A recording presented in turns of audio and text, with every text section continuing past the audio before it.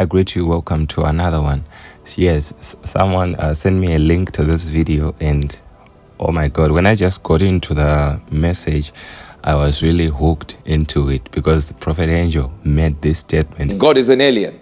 And that was really shocking to me. But I just love how we balanced it. So let's get into this message. Tell me what you think about it. Like, share, comment, and subscribe. What I really loved is he touched on a lot of topics in this short clip. To get the full message, click the link in the description below.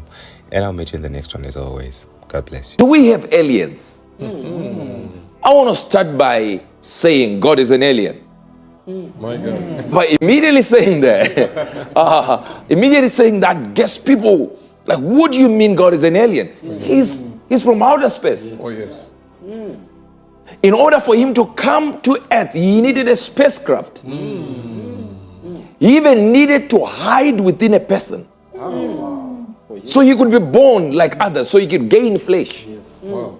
So that means he can't operate on this earth on the pretext of having something that looks like him. Oh, yes. When God created the heaven and earth, he did something very spectacular.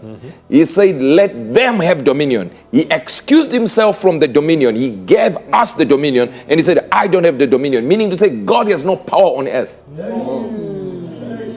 So prayer then becomes a transfer of license, where we give God license to operate on an earth that he has given us the power to operate on. So most people don't know what prayer is. Prayer is simply us transferring our license to say, God, we know you're not allowed here. Oh, yes. Now we are giving you the license to operate here. This is the reason why God could not create Eve out of soil, because he had already given Adam the soil. Oh, yes. So now the only thing that belonged to him was Adam, not the soil.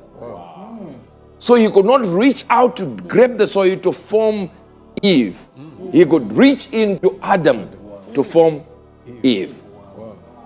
So by that reasoning, we understand that the Bible also says, in the beginning, God created the heaven and the earth. If God created in the beginning, it simply means one thing.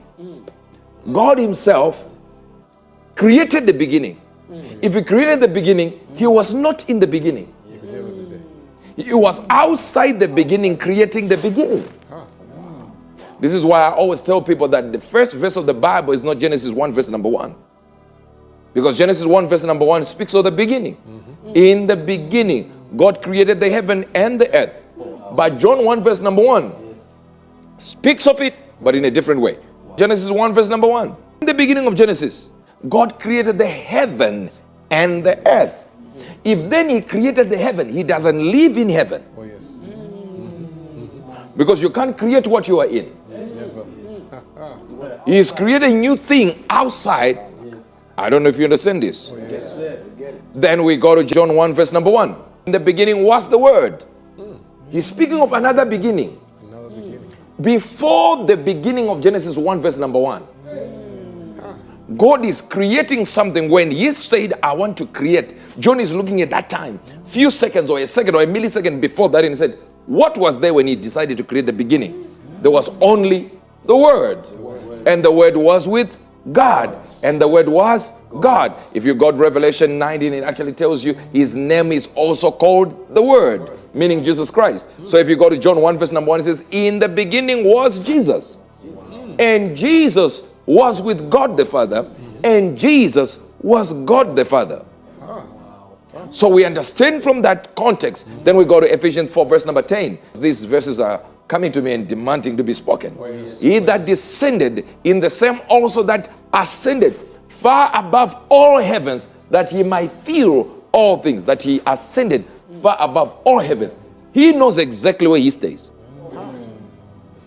He left the earth and went far above the heavens and all heavens. The Apostle Paul says, I know a man who was taken to the third heaven, and yet Ephesians 4:10 says he went past all heavens. Going where exactly? Because we thought you lived in heaven. I don't know if you are still with me. Are you getting this? Now, so he that descended is also he that what? Ascended. Why did he descend? The Bible tells us that if you try to go up, I will hold you. If you go down, the serpent will bite you in the depth of the sea. So that means there is also another world where? In the sea. There is another world where? Out in the space.